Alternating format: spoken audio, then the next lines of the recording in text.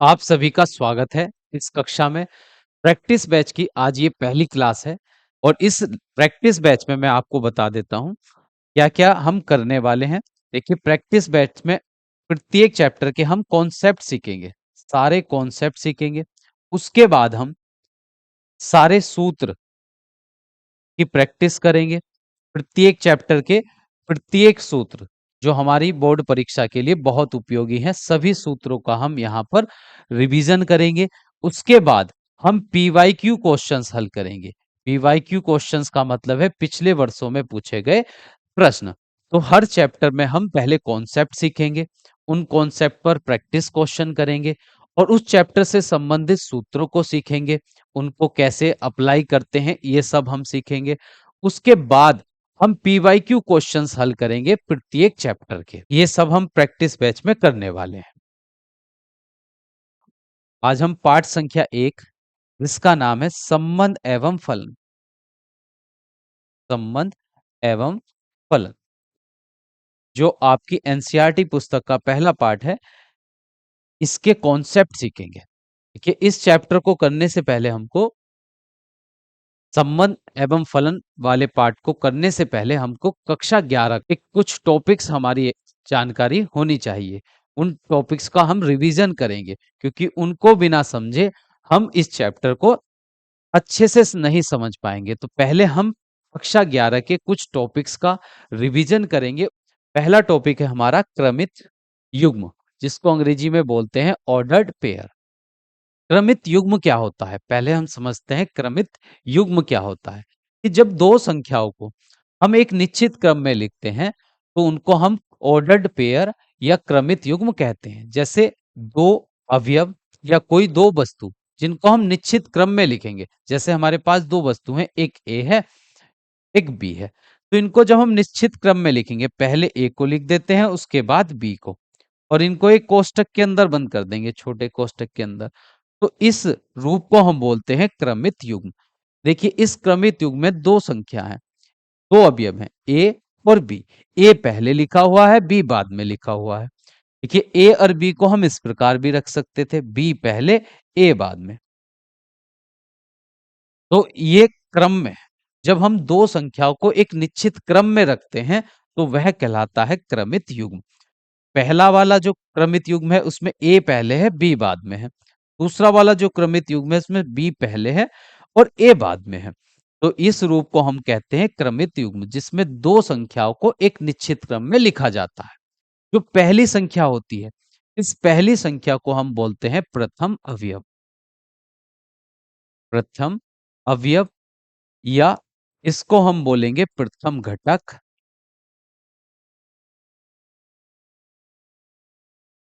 प्रथम घटक।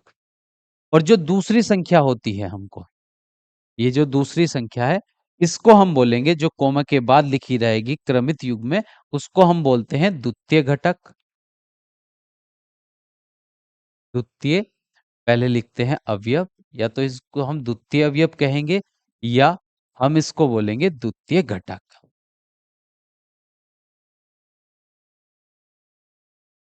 तो क्रमित युग्म का मतलब होता है जब दो संख्याओं को एक निश्चित क्रम में लिखा जाता है। जैसे ए और बी, कोई दो संख्याएं या दो वस्तुएं, उनको जब हम निश्चित क्रम में लिखेंगे तो उसको हम कहते हैं क्रमित युग्म। जो पहले संख्या लिखी जाती है उसको हम पहला प्रथम अवयव या प्रथम घटक कहते हैं। जो दूसरी संख्या लिखी जाती है हम उसको द्वितीय अवयव या द्वितीय घटक कहते हैं। तो जैसे पहला वाला जो क्रमित युग्म है उसमें ए पहले है, बी बाद में है, और जो दूसरा वाला क्रमित युग्म है उसमें बी पहले है, ए बाद में है। तो ये था क्रमित युग्म का कॉन्सेप्ट। देखिए, क्रमित युग्म की परिभाषा आपको यही याद रखनी है कि जब दो संख्याओं को हम एक निश्चित क्रम में लिखते हैं उसको क्रमित युग्म कहते हैं। जो संख्या पहले लिखी जाएगी उसको प्रथम अवयव या प्रथम घटक, जो संख्या बाद में लिखी जाएगी उसको द्वितीय अवयव या द्वितीय घटक कहते हैं। जैसे निचले वाले देखिए, दो क्रमित युग्म है ये, ए कोमा बी, दूसरे में बी कोमा ए। तो जो पहले लिखा हुआ है, पहले वाले क्रमित युग्म में ए पहले है, बी बाद में है, तो ये पहला घटक है, ये द्वितीय घटक है। दूसरे क्रमित में बी पहले है तो ये प्रथम घटक है, ये द्वितीय घटक है ए। अब इस कॉन्सेप्ट पर कुछ प्रश्नों को हल करते हैं। तो जैसे प्रश्न में हमसे कहा गया है कि यदि A बिलोंग्स टू, एक समुच्चय दिया गया है, ये समुच्चय रोस्टर रूप में है, इसमें अवयव दिए गए हैं -1, +2, 3, 4 और 5। तो ए जो है वो इस समुच्चय से बिलोंग्स करता है। ए जो अवयव है इस समुच्चय का अवयव है, और इस समुच्चय में अवयव है -1, 2, 3, 4, 5। ये 5 अवयव इस समुच्चय में है जिसमें ए बिलोंग्स करता है। ए जो है इस समुच्चय का अवयव है। ए का मान -1 भी हो सकता है, 2 भी, 3 भी, 4 या 5। इन पांचों में से एक कोई भी अवयव हो सकता है। अब दूसरा समुच्चय दिया गया है जिसके अवयव है 0, 3, 6, और बी जो अवयव है इस समुच्चय का एक अवयव है जिसके 3 संख्याएं हमको 0, 3 और 6 दी गई हैं। तो बी इन तीनों में से कोई भी संख्या हो सकता है क्योंकि बी इस समुच्चय का एक अवयव है, बिलोंग्स टू। इस चिन्ह का को हम पढ़ते हैं बिलोंग्स टू, या हिंदी में कहें तो बी अवयव है इस समुच्चय का, और इस समुच्चय में 3 अवयव है, 0, 3, 6। तो बी का मान 0 भी हो सकता है, 3 भी हो सकता है और 6 भी हो सकता है। आगे, तो उन सभी क्रमित युग्मों a, b का समुच्चय लिखिए जिनके लिए a प्लस बी बराबर 5 हो। तो हमको यहाँ पर दो समुच्चय दिए गए हैं। a पहले वाले समुच्चय का अवयव है, b दूसरे वाले समुच्चय का अवयव है। अब हमको उन सभी क्रमित युग्मों को लिखना है जो इस रूप में है। जो क्रमित युग्म इस रूप में है, इनका पहला घटक तो a है और दूसरा घटक b है। तो हमको ऐसे क्रमित युग्मों का एक समुच्चय बनाना है जिसमें पहला घटक और द्वितीय घटक, देखिए ए तो क्रमित युग्म का पहला घटक है और ये जो बी है ये क्रमित युग्म का दूसरा घटक है। दोनों का योगफल 5 आए, दोनों का योगफल 5 आए। तो हमको ऐसे क्रमित युग्मों का समुच्चय यहां पर बनाना है जिनके दोनों घटकों का योग, पहले वाले और दूसरे वाले घट का योगफल 5 आए। तो जैसे a का मान देखिए, अगर हम यहां से -1 लें, a के स्थान पर क्रमित युग्म में a पहले है b बाद में है, तो a का मान हमको पहले रखना है। a समुच्चय है इस पहले वाले, a जो अवयव है इस पहले समुच्चय का अवयव है। तो यहां पर पहले a का मान अगर हम -1 लें तो -1 दूसरा घटक दूसरे समुच्चय का अवयव होगा। तो -1 में से हम इस किस दूसरे समुच्चय के किस अवयव को जोड़ें जिससे उनका योगफल 5 आ जाए। तो -1 में 0 जोड़ने पर तो -1 आता है, -1 में 3 जोड़ेंगे तो यहां पर हमको मिलेगा प्लस का 2, और -1 में 6 जोड़ेंगे, -1 में 6 जोड़ने पर हमको मिल जाएगा प्लस का 5। तो -1 तो पहला घटक हो जाएगा, दूसरा घटक होगा यहाँ पर 6। देखिए हमको सारे उन क्रमित युग्मों का समुच्चय बनाना है जिनका पहला घटक a हो, दूसरा घटक b हो, और दोनों का योगफल, पहले और दूसरे घटक का योगफल 5 आना चाहिए। ऐसे क्रमित युग्म हमको बनाने हैं। तो अगर a का मान पहले समुच्चय से -1 लें तो दूसरे समुच्चय से b का मान हमको 6 लेना होगा, क्योंकि इन दोनों का योगफल ही तो 5 आएगा। तो एक क्रमित युग्म तो ये बन जाएगा। अगर हम a का मान 2 लें तो 2 को दूसरे समुच्चय में से अगर हम 3 में जोड़ेंगे तो हमको 5 मिलेगा। तो पहले घटक में 2, दूसरे घटक में 3, तो ये एक क्रमित युग्म बन जाएगा। इसके पहले और दूसरे दोनों घटकों का योगफल 5 है। अब अगर हम a का मान यहां से 3 लें तो 3 में से अगर दूसरे, देखिए 3 का जोड़ा इन दोनों में से किसी संख्या के साथ नहीं बन सकता, क्योंकि 3 में 0, 3 या 6 जोड़ने पर किसी से भी 5 नहीं बनेगा। तो ये 3 का क्रमित युग्म नहीं है। अब 4, अगर क्रमित युग्म, देखिए a के स्थान पर 4 लें तो b के स्थान पर हमको यहाँ पर 3 या 6 में से कोई भी संख्या नहीं लेंगे। 4, 3 का योगफल 7 होगा, 4 और 6 का योगफल 10 आएगा, तो ये भी क्रमित युग्म नहीं बनेगा। 5 को लेकर अगर a के स्थान पर 5 रखें तो दूसरे समुच्चय में से कोई भी संख्या अगर हम ले b के स्थान पर तो उनका योगफल 5 नहीं आएगा। तो हमको केवल 2 ही क्रमित युग्म बने हैं। प्रश्न में हमको 2 समुच्चय दिए गए थे, पहले समुच्चय का अवयव a है, दूसरे समुच्चय का अवयव एक b है। आपको उन सभी क्रमित युग्मों a, b उन सभी समुच्चयों का को लिखना था, समुच्चय के उन क्रमित युग्मों को ज्ञात करना था जिनमें पहला घटक, देखिए इस क्रमित युग्म का पहला घटक a है, दूसरा घटक b है। तो पहले और दूसरे दोनों घटकों का योगफल 5 आना चाहिए था। तो अगर हम ए के स्थान पर -1 लें, बी के स्थान पर 6 लें, तो हमको प्लस का 5 मिलेगा। अगर ए के स्थान पर 2 लें, बी के स्थान पर 3 लें, तब उनका योगफल 5 आएगा दोनों घटकों का। और किसी संख्या का जोड़ा लेने पर यहाँ पर हमको योगफल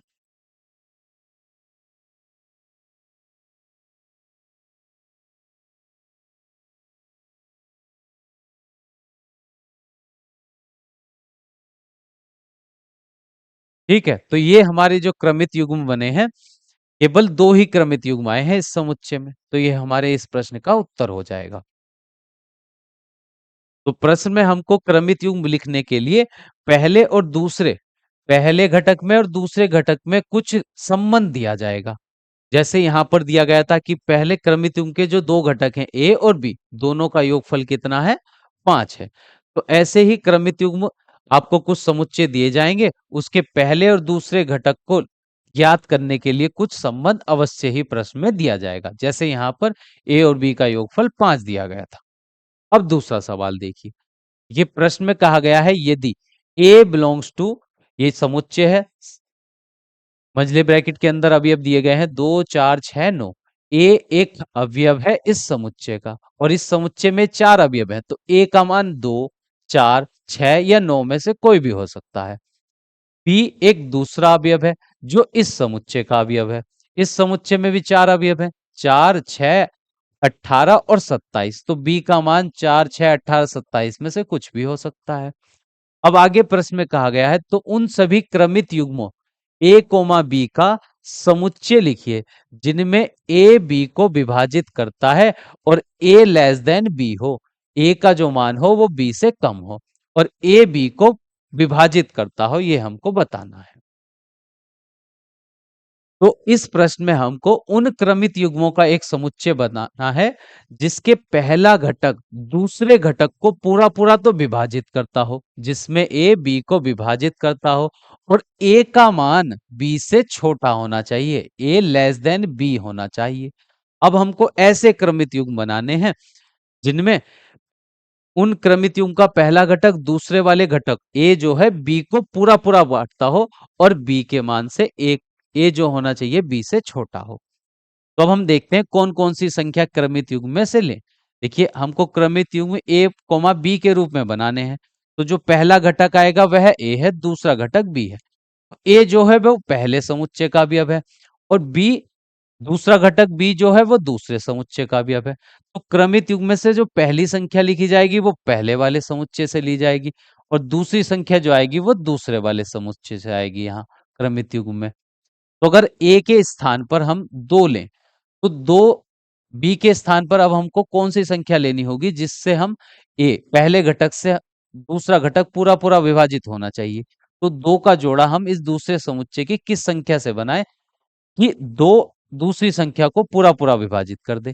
देखिए 2 4 को भी पूरा पूरा विभाजित कर सकता है, तो 2 का जोड़ा हम 4 से बना देंगे। देखिए पहले घटक में ए के स्थान पर 2 है, दूसरे घटक में बी के स्थान पर 4 है। तो पहला घटक दूसरे वाले घटक को पूरा पूरा विभाजित कर रहा है, तो ये क्रमित युग्म इस समुच्चय का अवयव होगा क्योंकि पहला घटक दूसरे घटक को पूरा पूरा विभाजित कर रहा है और जो पहला घटक है दूसरे घटक से छोटा भी है। जैसे ए का मान हमको कम भी लेना है बी से, तो 2 4 से कम भी है, तो एक क्रमित युग्म तो ये आ जाएगा।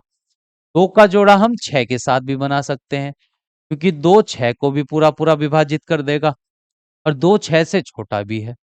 फिर 2 का क्रमित युग्म हम 18 के साथ भी बना सकते हैं क्योंकि 2 18 को भी पूरा पूरा विभाजित कर देगा और 2 जो है 18 से छोटा भी है, पहला घटक दूसरे घटक से छोटा आना चाहिए। प्रश्न में हमको ये 2 कंडीशन दी गई हैं कि ए बी का, ए पहला घटक है क्रमित युग्म का, बी दूसरा घटक है, तो पहला घटक दूसरे घटक को विभाजित करता हो और ए का मान बी से कम हो, पहले घटक का मान दूसरे घटक से कम होना चाहिए। तो 2 के साथ केवल ये 3 क्रमित युग्म बने इस समुच्चय के। अब आगे देखिए, अगर हम ए के स्थान पर 4 लें तो 4 का जोड़ा अगर हम देखिए 4 4 को तो पूरा पूरा विभाजित करता है पर 4 4 से छोटा नहीं है, वो तो उसके बराबर है। तो 4 का जोड़ा हम 4 से नहीं बना सकते। 4,4 हम यहाँ पर नहीं लिख सकते। पर या देखिए, पहला घटक दूसरे घटक को पूरा पूरा विभाजित तो करता है, पर ये इसे छोटा नहीं है, पहला घटक ये इसके बराबर है, तो ये वाला क्रमित युग्म इस समुच्चय का अवयव नहीं है। अब 4 का जोड़ा देखिए, 4 ना तो 6 को विभाजित कर सकता है, 4 ना तो 18 को विभाजित कर सकता है पूरा पूरा, ना 4 27 को पूरा पूरा विभाजित कर सकता है। तो 4 का जोड़ा इनमें से किसी भी संख्या के साथ नहीं बनेगा। अब 6 को लिखते हैं। देखिए, 6 को विभाजित कर सकता है, पर 6 से छोटा नहीं है, ये इसके बराबर है, तो ये वाला क्रमित युग्म भी नहीं बनेगा। 6 का जोड़ा अगर हम 18 से बनाएं, तो 6 18 को पूरा पूरा विभाजित कर भी देगा और 6 18 से छोटा भी रहेगा। पहले घटक में 6 आया, दूसरे घटक में 18, तो 6 दूसरे घटक को पूरा पूरा विभाजित भी करता है और दूसरे घटक से छोटा भी है, तो ये क्रमित युग्म आ जाएगा इस समुच्चय में। उसके बाद 6 27 को पूरा विभाजित नहीं कर सकता है। अब 9 के जोड़े बनाकर देखते हैं। देखिए, 9 18 को पूरा विभाजित कर देगा, 9 दूनी 18, और 9 18 से छोटा भी है, एक क्रमित युग्म ये आ जाएगा 9,18। उसके बाद 9 27 को भी पूरा पूरा विभाजित कर देगा, तो 9,27, और 9 27 से छोटा भी है। तो केवल देखिए, ये क्रमित युग्म बन सकते हैं इन दो समुच्चय में से। पहले समुच्चय में से हमको पहले घटक का मान लिखना है, दूसरे समुच्चय में से दूसरे घटक का मान लिखना है, और इन दोनों घटकों में हमको संबंध यहाँ पर ये दिया गया था कि पहला घटक दूसरे वाले घटक बी को पूरा पूरा विभाजित करता हो और ए का मान बी से छोटा हो, पहला घटक दूसरे घटक से छोटा हो। तो केवल ये क्रमित युग्म बन सकते हैं। तो इस समुच्चय में कुल अवयव आए हैं 1 2 3 4 5 6। तो 6 क्रमित युग्म हमको ऐसे मिले हैं जिनका पहला घटक दूसरे घटक को पूरा पूरा विभाजित भी करता है और पहला घटक दूसरे घटक से छोटा भी है। तो अगर प्रश्न में आपको क्रमित युग्म ज्ञात करने के लिए कहा जाए, तो उन क्रमित युग्म के पहले और दूसरे घटक ज्ञात करने के लिए आपको प्रश्न में कंडीशन जरूर दी जाएंगी। तो इस प्रकार आप क्रमित युग्म ज्ञात कर सकते हैं दी गई शर्त के अनुसार। अब अगला टॉपिक देखिए। अगला टॉपिक है equality of ordered pair. Hindi में बोले तो क्रमित युग्मों की समानता। दो क्रमित युग्मों की समानता के बारे में हम बात करेंगे कि दो क्रमित युग्म बराबर कैसे होते हैं। जैसे एक क्रमित युग्म हमारे पास a कोमा बी है, दूसरा क्रमित युग्म हमारे पास c कोमा डी है। तो ये दो क्रमित युग्म है, तो ये एक दूसरे के बराबर तभी हो सकते हैं जब इनका पहला घटक पहले वाले घटक के बराबर हो, दूसरा घटक दूसरे वाले घटक के बराबर हो। तो क्रमित युग्मों की समानता तभी संभव है, दो क्रमित युग्म तभी बराबर हो सकते हैं, एक जैसे कहे जा सकते हैं जब दोनों के प्रथम घटक एक दूसरे के बराबर हों, कि a का मान इस c के बराबर हो। पहले घटक का पहले क्रमित युग्म का जो प्रथम घटक है वह a है, दूसरा घटक यहाँ पर b है। दूसरे क्रमित युग्म का पहला घटक c है, दूसरा घटक d है। तो यहाँ पर दोनों क्रमित युग्म बराबर तभी होंगे जब ये a का मान c के बराबर हो और b का मान d के बराबर हो। तो ये कंडीशन है कि दो क्रमित युग्म एक दूसरे के बराबर तभी कहे जा सकते हैं जब दोनों के प्रथम घटक बराबर हो और द्वितीय घटक एक दूसरे के बराबर हो। जैसे एक उदाहरण ले, अगर हम लिखते हैं 1,2 और ये लिखा हमने 2,1, तो दोनों क्रमित युग्म ये बराबर नहीं है क्योंकि इनका पहला घटक एक दूसरे के बराबर नहीं है, 1 2 के बराबर नहीं है। पहला घटक पहले घटक के बराबर नहीं है, दूसरा घटक दूसरे घटक के बराबर नहीं है, तो दोनों क्रमित युग्म एक दूसरे के बराबर नहीं है। अगर हम इस प्रकार लिखें 1,2 और 1,2, तो ये दोनों क्रमित युग्म बराबर कहे जाएंगे क्योंकि इनके पहले घटक एक दूसरे के बराबर है, दूसरे घटक भी एक दूसरे के बराबर है, दोनों क्रमित युग्म के। तो दो क्रमित युग्मों की समानता तभी संभव है जब दोनों के प्रथम घटक बराबर हो और द्वितीय घटक बराबर हो। अब इस कॉन्सेप्ट पर कुछ क्वेश्चन कर लेते हैं, क्वेश्चनों की प्रैक्टिस करेंगे जिससे आपका ये कंसेप्ट क्लियर हो जाएगा। देखिए, पहला सवाल देखिए इस कॉन्सेप्ट का। यदि एक क्रमित युग्म हमको दिया गया है, बीच में कोमा है, तो कोमे से पहले जो संख्या रहती है ये पहला घटक, कोमे के बाद जो दूसरी संख्या रहती है दूसरा घटक। तो ये क्रमित युग्म और बीच में बराबर है दूसरा क्रमित युग्म दिया गया है। तो दो क्रमित युग्म में बराबर के चिन्ह का मतलब होगा, जब दो क्रमित युग्म बराबर हैं तो उनके पहले घटक बराबर होंगे, द्वितीय घटक बराबर होंगे। तो हमको ए तथा बी का मान ज्ञात करने के लिए कहा गया है। प्रश्न में हमसे कहा है कि दो क्रमित युग्म बराबर हैं और ए और बी का मान ज्ञात कीजिए। जब प्रश्न में इन दोनों क्रमित युग्म के बीच में बराबर का चिन्ह लगाया है, तो इसका मतलब ये है कि इन दोनों के पहले घटक एक दूसरे के बराबर हैं और जो ये दूसरे घटक हैं ये एक दूसरे के बराबर हैं। ठीक है, क्योंकि क्रमित युग्मों के बीच में बराबर का चिन्ह है और दो क्रमित युग्म तभी बराबर होते हैं जब उनके पहले घटक के बराबर हो, दूसरा घटक दूसरे घटक के बराबर हो। तो यहां पर हम तुलना कर देंगे और फिर ए और बी का मान निकाल देंगे। तो लिखते हैं, तुलना करने पर अगर हम दोनों पक्षों की तुलना करें तो दोनों पक्ष के बीच में बराबर का चिन्ह है और दोनों साइड में क्रमित युग्म लिखे हुए हैं। दोनों क्रमित युग्म बराबर तभी होंगे जब पहला घटक पहले घटक के बराबर हो। तो लिखते हैं, पहला घटक है 3a-2, इसके बराबर में पहला घटक रख देंगे 2a-1, कोमा दूसरे घटक के बराबर में दूसरा घटक। पहले क्रमित युग्म का दूसरा घटक है b+3 और दूसरे क्रमित युग्म का दूसरा अवयव है 3। अब इसको हल करते हैं तो a वाले एक साइड ले आएंगे, 3a प्लस का 2a इधर आएगा तो माइनस का 2a बराबर माइनस का 2 दाईं तरफ ले जाएंगे, प्लस का 2 -1। 3a में से 2a घटाने पर a बचा, 2 में से 1 घटाने पर यहाँ पर 1 आ गया। तो ये a का मान हमको मिल गया है 1। अब ये प्लस का 3 दाईं तरफ जाएगा, दाहिने पक्ष में जाएगा तो माइनस का 3 हो जाएगा और 3 में से 3 घटाएंगे तो आ गया 0। तो ये हमारे a और b के मान ज्ञात हो गए हैं। तो प्रश्न में दो क्रमित युग्म बराबर देने पर दो क्रमित युग्म बराबर तभी होते हैं जब उनके पहले घटक एक दूसरे के बराबर हो और दूसरे घटक भी एक दूसरे के बराबर हो, तभी दो क्रमित युग्म बराबर हो सकते हैं।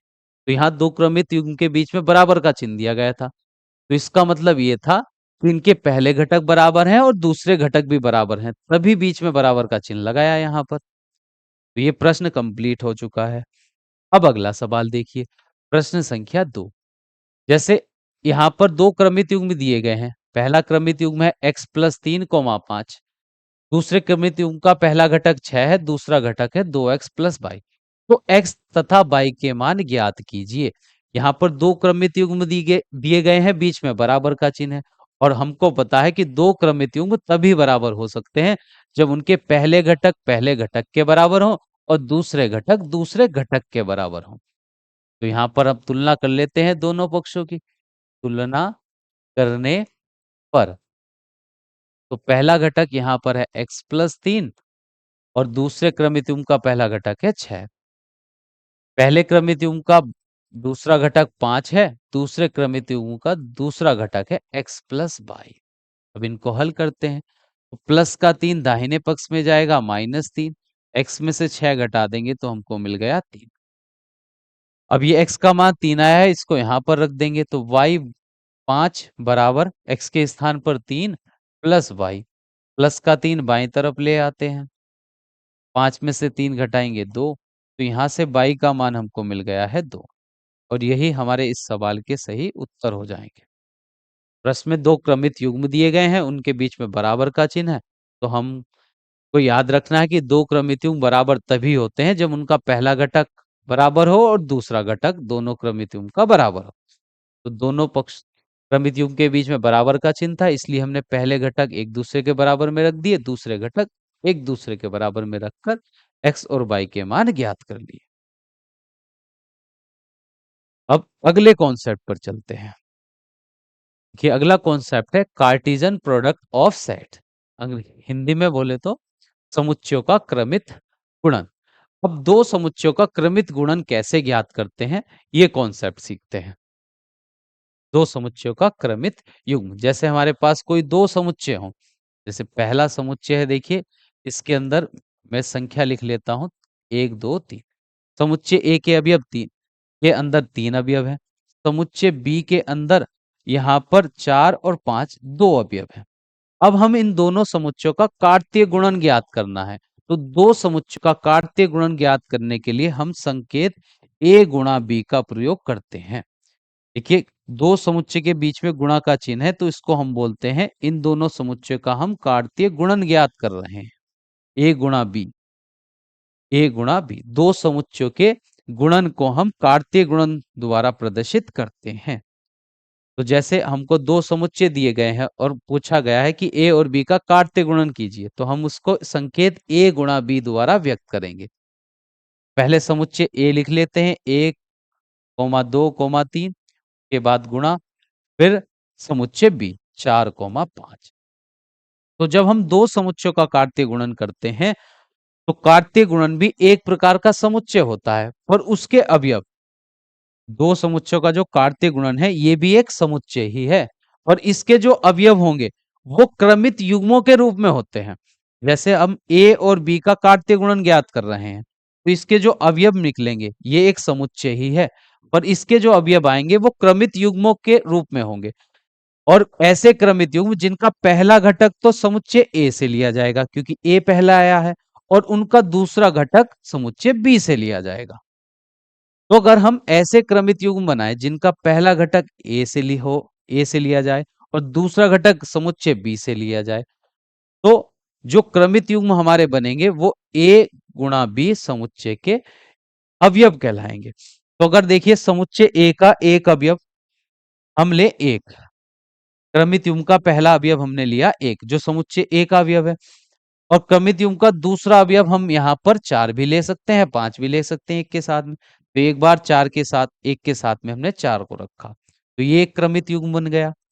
फिर एक के साथ में अगर हम 5 को रखें, ए गुणा बी के, ए और बी के कार्तीय गुणन के जो अवयव आएंगे वो क्रमित युग्म के रूप में आएंगे, जोड़े के रूप में आएंगे, जिनका पहला घटक होगा द्वितीय घटक होगा। और उनकी शर्त यही रहेगी कि पहला घटक पहले वाले समुच्चय का होगा, दूसरा घटक दूसरे समुच्चय का होगा। इसमें देखिए 1, 1 नहीं लिखेंगे क्योंकि एक तो पहले समुच्चय का अवयव है, पर ये वाला जो दूसरा एक है ये दूसरे समुच्चय का अवयव नहीं है, तो यहाँ 1, 1 नहीं लिख सकते हम। एक का जोड़ा 4 के साथ, एक का जोड़ा 5 के साथ, तो ये दो क्रमित युग्म तो एक के साथ बने। अगर समुच्चय ए का अवयव पहले घटक में हम 2 लेते हैं तो 2 के साथ हम 4 भी रख सकते हैं और 2 के साथ में 5 भी रख सकते हैं, तो दो क्रमित युग्म ये बन जाएंगे।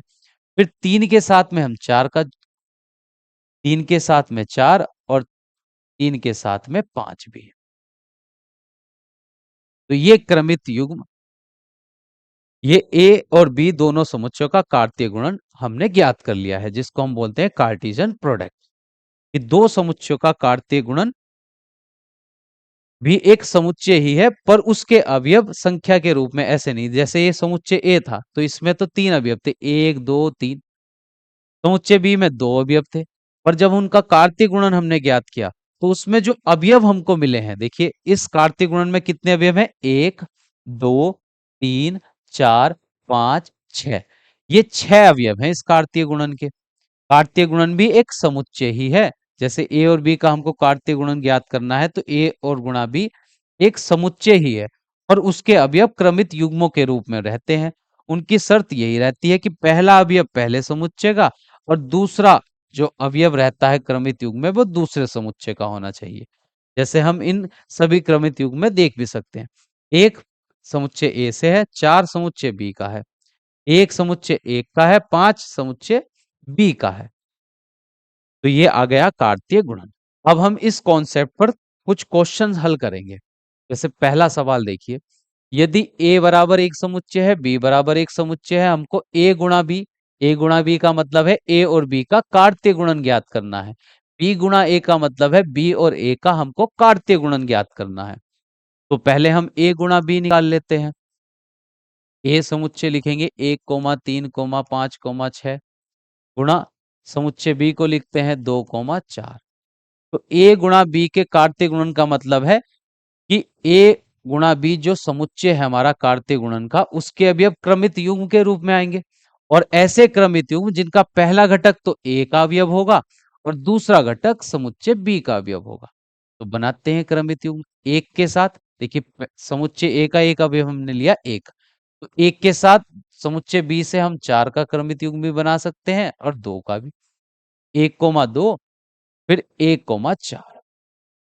समुच्चय ए का एक अवयव हम 3 लेंगे तो 3 के साथ 2 का जोड़ा भी बनेगा और 3 के साथ 4 का भी। फिर 5 के साथ 2 भी और 5 के साथ 4 भी। अगर हम समुच्चय ए का अवयव 6 लें तो 6 के साथ क्रमित युग्म बनेगा 2, 6 2 और 6 के साथ 4। तो ये ए और बी के काट्य गुणन के ये अवयव आ गए हैं, उनको हम मंझले ब्रैकेट के अंदर बंद कर देंगे तो समुच्चय ए और बी का ये काट्य गुणन हमारा ज्ञात हो गया है। अब देखिए, अब हमको आगे ज्ञात करना है बी गुणा ए।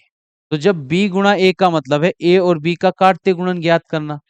और देखिए इसमें और इसमें क्या अंतर है, ये जो समुच्चय बी बाद में था यहाँ पर पहले है। और जब हम कार्तीय गुणन ज्ञात करते हैं तो कार्तीय गुणन भी एक समुच्चय ही है पर उसके अवयव क्रमित युग्म के रूप में रहते हैं। और जब यहाँ पर बी पहले है तो उन क्रमित युग्म का जो पहला घटक होगा वो समुच्चय बी का रहेगा और जो दूसरा घटक रहेगा वह समुच्चय ए का होगा, क्योंकि इस कार्तीय गुणन में ए बाद में लिखा हुआ है। तो पहले हम समुच्चय ए बी को लिखेंगे 2,4 और गुणा फिर समुच्चय ए को लिखेंगे 1 3 5 और 6। अब बी गुणा ए हमको ज्ञात करना है तो अब ऐसे क्रमित युग्म बनाएंगे जिनका पहला अवयव तो समुच्चय बी का होगा, दूसरा अवयव समुच्चय ए का रहेगा। तो 2 का क्रमित युग्म हम 1 के साथ भी बना सकते हैं, 2 का जोड़ा 3 के साथ भी, 2 का जोड़ा 5 के साथ भी बन सकता है, 2 का जोड़ा 6 के साथ भी। ठीक है, तो जब b गुणा a निकाल रहे हैं तो ऐसे क्रमित युग्म लिखेंगे जिनका पहला अवयव b का होना चाहिए, दूसरा अवयव समुच्चय a का। अब 4 का जोड़ा बनाएंगे सबके साथ। देखिए 4,1 फिर 4,3 4,5 और 4,6 ये आ गया है b गुणा a। अब अगला सवाल देखिए, ये कंप्लीट हो चुका है। अगला प्रश्न है, यदि ए बराबर एक समुच्चय दिया गया है, बी बराबर एक समुच्चय जिसमें 2 अवयव हैं, समुच्चय सी में 3 अवयव हैं, तो हमको ए गुणा बी यूनियन सी, ए गुणा बी इंटरसेक्शन सी, ए गुणा बी इंटरसेक्शन ए गुणा सी का मान ज्ञात करने के लिए हमसे कहा गया है। 3 समुच्चय दिए गए हैं ए बी और सी। ए में 3 अवयव है, बी में 2 अवयव है और सी में 3 अवयव है। तो पहले हमको ज्ञात करना है, देखिए यहां पर ए गुणा बी यूनियन सी, समुच्चय ए का कार्तीय गुणनखंड कार्तीय गुणन हमको बी यूनियन सी से करना है। बी यूनियन भी एक सी समुच्चय ही है पर इसके जो अवयव रहेंगे वो बी और सी दोनों के अवयव मिलाकर बनेगा जो समुच्चय। तो समुच्चय ए के अवयव पहले लिखते हैं 1,2,3, क्योंकि कार्तीय गुणन में समुच्चय ए पहले है, जो समुच्चय बी बाद में है उसके अवयव हम बाद में लिखेंगे। अब हमको यहाँ पर बी यूनियन सी ज्ञात करना है। बी यूनियन सी का मतलब होता है समुच्चय ऐसे अवयवों का समुच्चय जिसके अवयव बी वाले अवयव भी हों और समुच्चय सी वाले भी अवयव हों। तो बी यूनियन सी हम कैसे निकालते हैं, यहाँ साइड में निकाल लेते हैं B union C. B union C का मतलब है बी के अवयव भी और सी के अवयव भी, एक ऐसा समुच्चय जिसमें बी के भी सभी अवयव आए और सी के भी सभी अवयव आए, उसको हम बी यूनियन सी कहेंगे। तो बी में है 3 4 और सी में है 1 3 5। तो अवयव 3 बी में भी है सी में भी है, पर जब हम यूनियन लिखते हैं दोनों समुच्चय का तो एक अवयव को केवल एक बार लिखते हैं। तो यहाँ 3 दोनों में है तो 3 एक ही बार लिखा जाएगा। उसके बाद 4, देखिए पहले यहाँ बी सी का एक अवयव एक है तो एक पहले लिख लेते हैं, एक। उसके बाद 3 दोनों में है तो 3 को एक ही बार लिखेंगे, 4 और 5। यूनियन का मतलब है जैसे हमको बी और सी का यूनियन निकालना है तो इसका मतलब है दोनों समुच्चय के अवयवों को मिलाकर लिखना है और कोई सा भी समुच्चय एक से ज्यादा बार नहीं लिखना है हमको।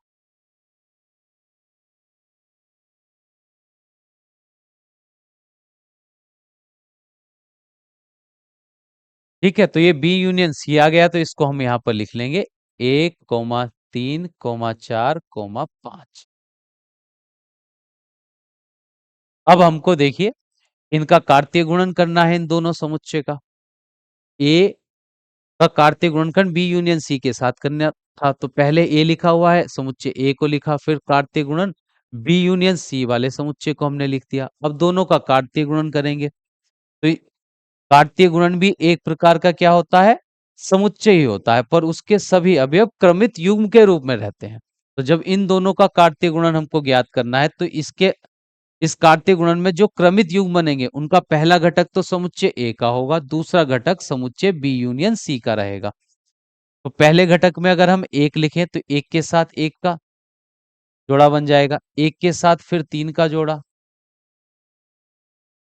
के बाद एक के साथ इस चार का जोड़ा भी बना सकते हैं हम, एक के साथ पांच, एक के साथ यहाँ पर चार क्रमित युग्म बने। फिर अगर समुच्चय ए का अवयव प्रथम घटक में हम दो लिखें, तो दो के साथ दूसरे घटक में हम एक भी लिख सकते हैं, दो के साथ तीन भी, दो के साथ चार भी, दो के साथ पांच भी। अब आगे देखिए, अगर प्रथम घटक में हम तीन ले, तो द्वितीय घटक में एक भी आ सकता है तीन के साथ, तीन के साथ तीन भी आ सकता है, तीन के साथ चार भी, और तीन के साथ पांच भी। तो ये समुच्चय ए और समुच्चय बी यूनियन सी का कार्तीय गुणन हमने यहां पर ज्ञात कर लिया है। अब अगला सवाल देखिए, अब अगला सवाल है ए गुणा बी इंटरसेक्शन सी। ए गुणा बी इंटरसेक्शन सी का मतलब होता है, देखिए ए गुणा बी इंटरसेक्शन सी का मतलब होगा हमको समुच्चय ए का कार्तीय गुणन करना है बी इंटरसेक्शन सी से।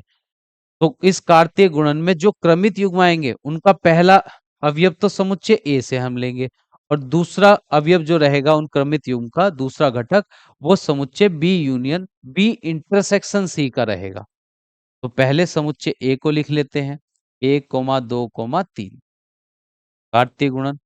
अब समुच्चय बी बी इंटरसेक्शन सी को लिखेंगे, और बी इंटरसेक्शन सी हम यहां पर ज्ञात कर लेते हैं। देखिए बी इंटरसेक्शन सी का मतलब है ऐसा समुच्चय जिसके अवयव बी में भी हो और सी के भी अवयव हो, ऐसा समुच्चय जिसके अंदर जो अवयव है वह बी वाले अवयव भी हो और सी वाले भी हैं, दोनों के कॉमन अवयव आते हैं जो दोनों में हो।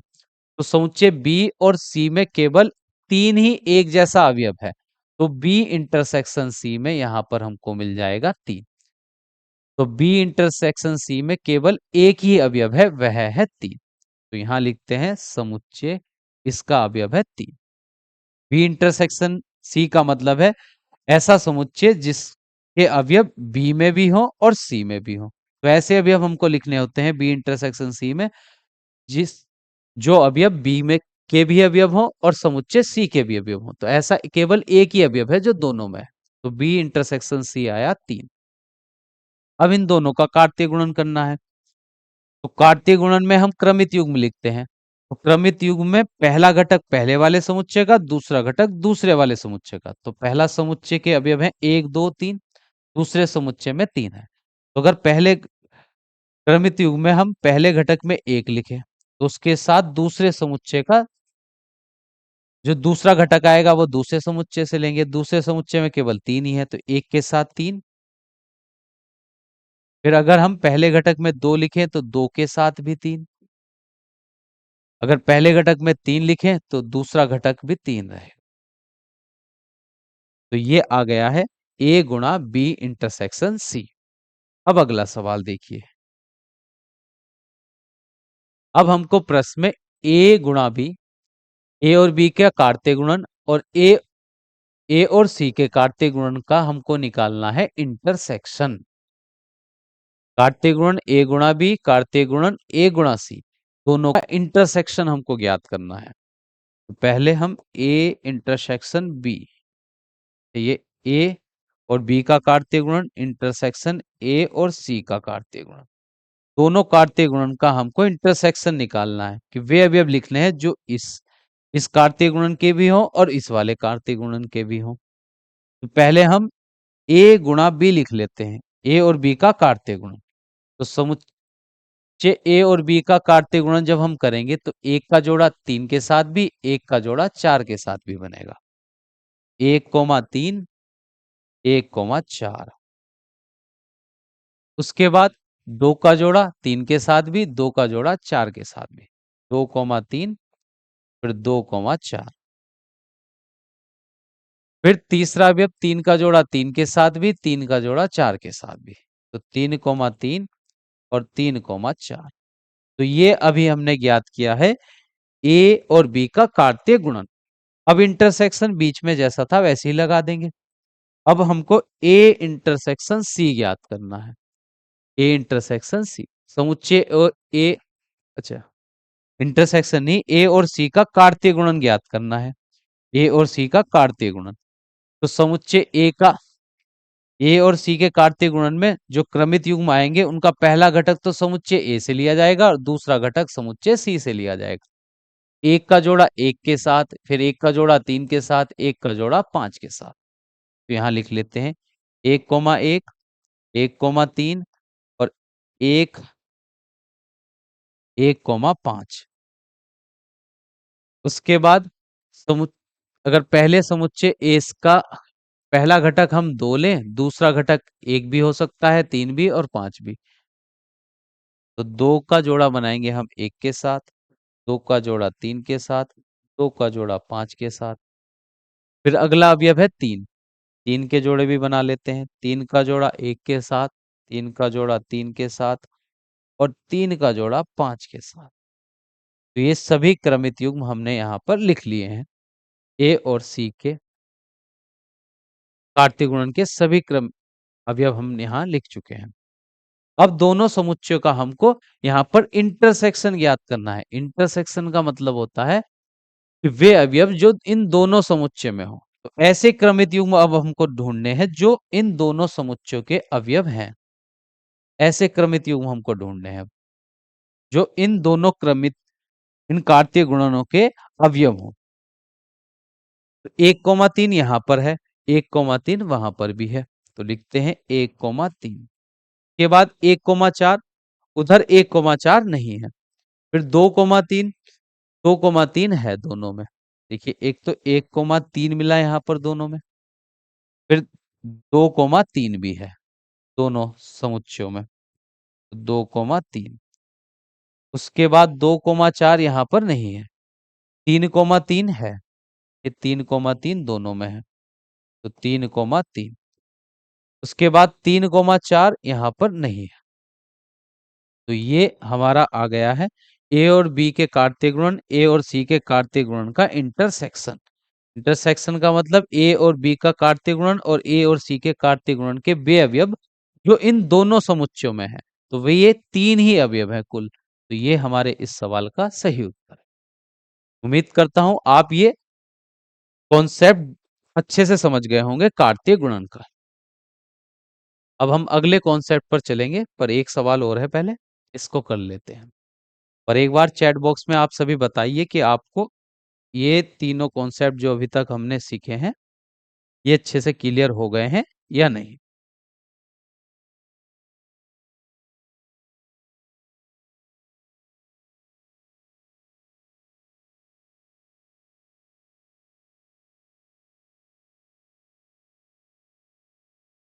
देखिए तीसरा सवाल है, यदि ए गुणा बी बराबर, देखिए समुच्चय ए और बी का कार्तीय गुणन वाला समुच्चय हमको दिया गया है। ए और बी का कार्तीय गुणन के अवयव प्रश्न में दिए गए हैं। अब हमको समुच्चय ए और समुच्चय बी ज्ञात करने के लिए कहा गया है। पहले हमको देखिए, पहले समुच्चय ए और बी दिया जाता था, फिर उनका कार्तीय गुणन करने के लिए कहा गया। अब यहाँ पर ए और बी का कार्तीय गुणन दिया गया है। अब समुच्चय ए और बी हमको ज्ञात करना है।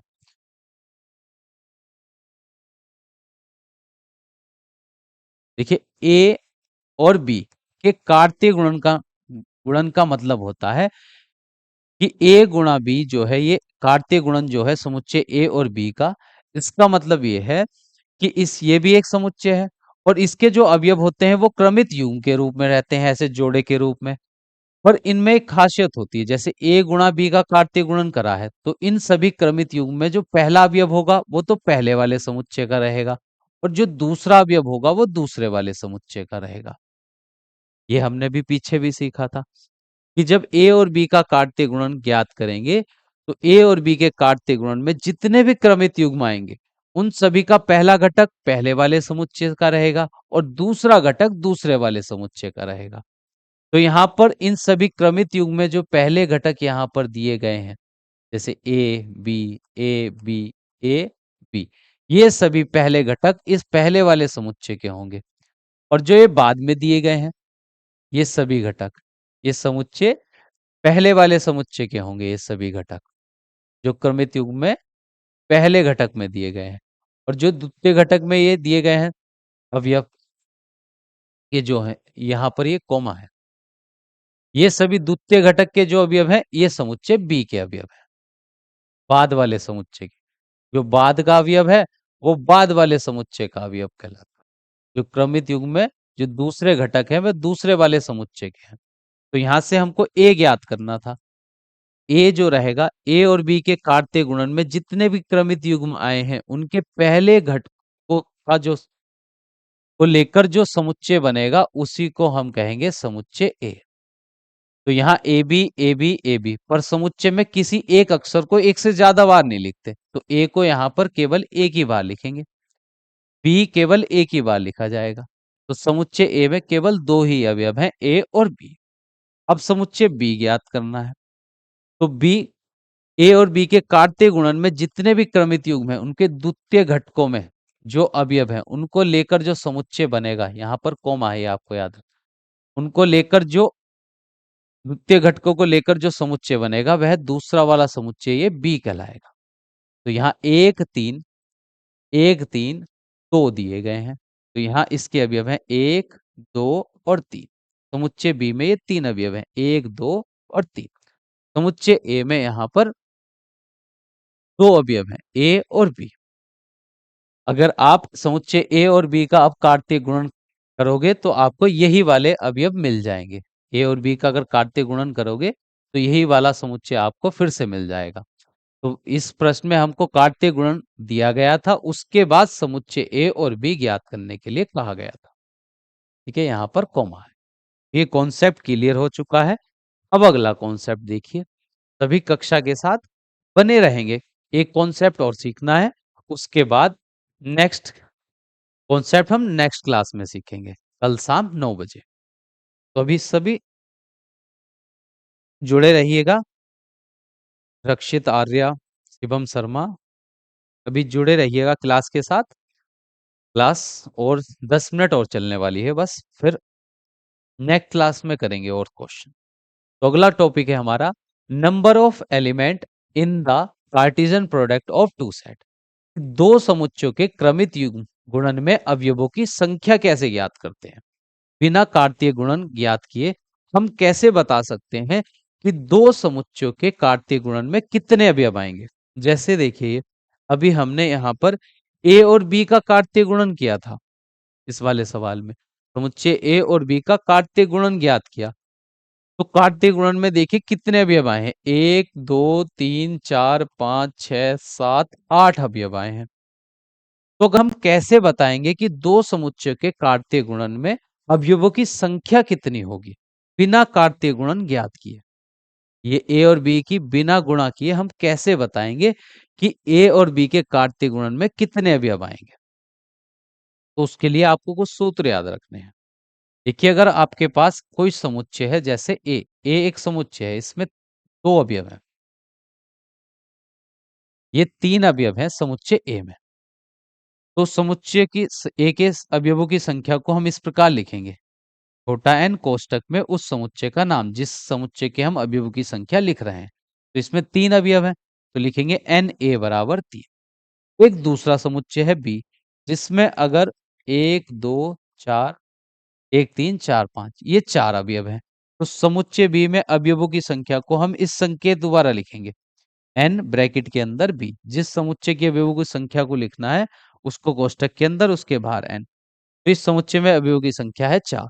और अगर हम ए और बी का कार्तीय गुणन करेंगे, ए और बी का कार्तीय गुणन करेंगे तो इस कार्तीय गुणन में जो अवयवों की संख्या रहेगी उसको ज्ञात करने के लिए हमारे पास सूत्र है पहले वाले समुच्चय के अवयवों की संख्या और दूसरे समुच्चय की अवयवी संख्या की हम गुणा कर देंगे, तो हमको पता चल जाएगा कि इन दोनों समुच्चयों के काट्य गुणन में कितने अवयव हैं।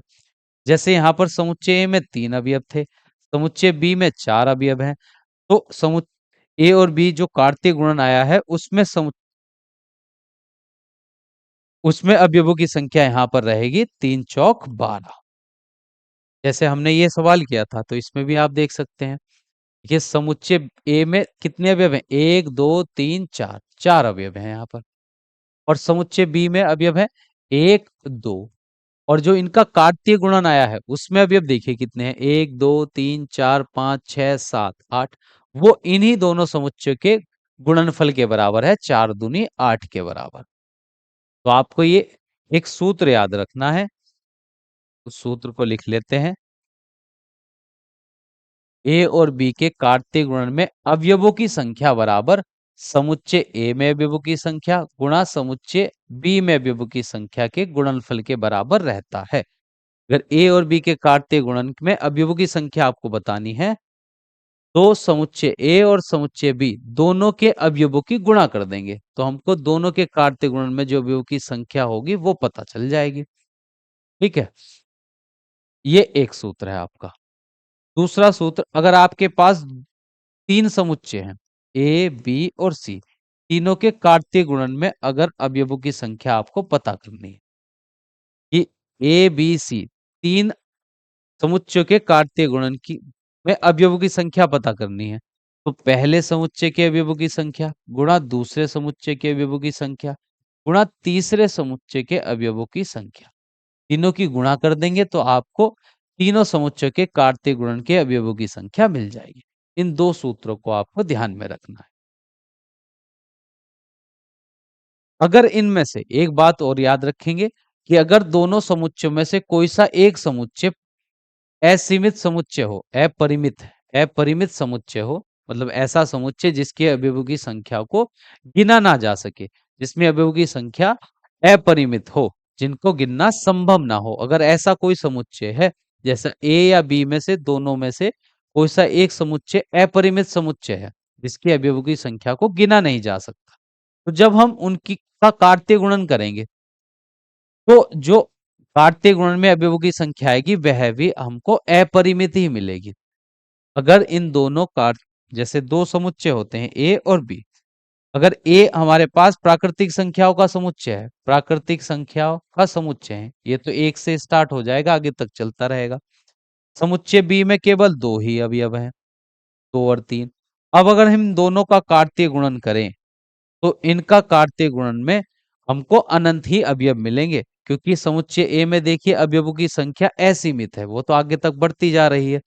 जब उनके जोड़े हम इन दो से एक का जोड़ा 1,2 1,3, फिर दो का जोड़ा बनाएंगे 2,2 2,3, फिर तीन का 3,2 3,3, 4,2 4,3, 5,2 5,3, आगे तक ये संख्या खत्म होंगी नहीं, तो ये क्रमित युग्म बनते हुए भी खत्म नहीं होंगे। तो अगर दो समुच्चयों में से कोई सा एक समुच्चय अपरिमित समुच्चय हो, मतलब जिसके अवयवों की संख्या को गिना ना जा सके, तो उनका जब हम कार्तीय गुणन करते हैं तो उनके अवयवों की संख्या भी रहती है अपरिमित। कैसी होती है? अपरिमित। ये क्योंकि जब एक समुच्चय के अवयवों की संख्या इतने अवयव होंगे उसमें कि इनकी गिनती संभव ना हो, तो उनके कार्तीय गुणनखंड के अवयवों की संख्या भी, क्रमित युग्मों की संख्या भी अपरिमित ही आपको मिलेगी। ये बात आपको याद रखनी है। ठीक है, अब आगे बढ़ते हैं।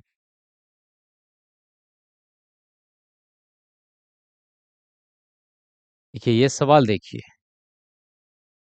यदि समुच्चय ए बी में 3 अवयव उभयनिष्ठ है, समुच्चय ए में और समुच्चय बी में 3 अवयव उभयनिष्ठ है, मतलब एक जैसे हैं, और समुच्चय ए में अवयवों की संख्या 5 है, समुच्चय बी में अवयवों की संख्या 4 है, तब ए और बी के कार्तीय गुणन में अवयवों की संख्या क्या होगी? और कार्तीय गुणन ए गुणा बी और बी गुणा ए के उभ के इंटरसेक्शन वाले समुच्चय में अवयवों की संख्या कितनी होगी, ये हमसे प्रश्न में पूछा गया है।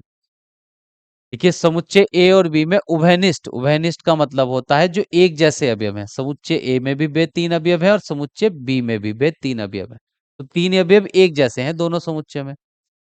समुच्चय ए में अवयवों की संख्या 5 दी गई है, समुच्चय बी में अवयवों की संख्या 4 दी गई है।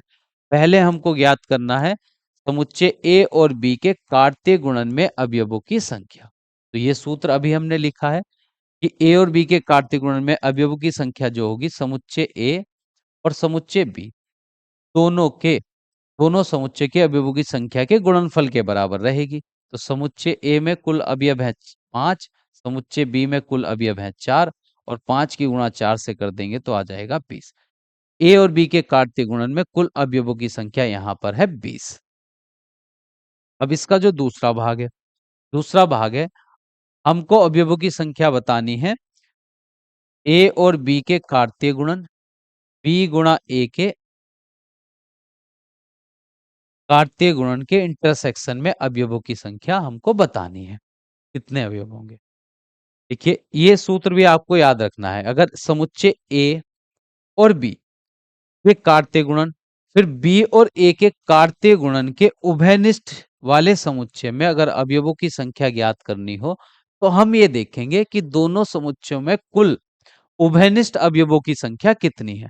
जो उभयनिष्ठ अवयव है समुच्चय ए और बी में तीन एक जैसे अवयव है तो उन उभयनिष्ठ अवयवों की संख्या का बस वर्ग कर देंगे। तो 3 का वर्ग होगा 9। 9 इस प्रश्न का हो जाएगा सही उत्तर। ये सूत्र आपको याद रखना है।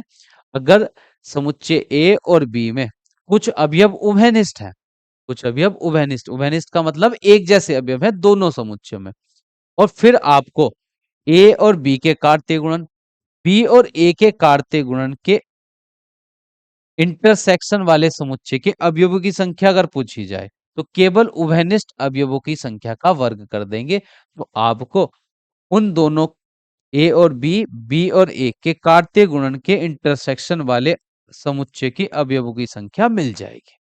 ठीक है, तो यहाँ पर ए और बी के तीन अवयव उभयनिष्ठ थे इसलिए 3 का वर्ग हो गया 9। 9 अवयव है ए बी और ए के काट्य गुणन के इंटरसेक्शन वाले समुच्चय में। अब अगला सवाल देखिए।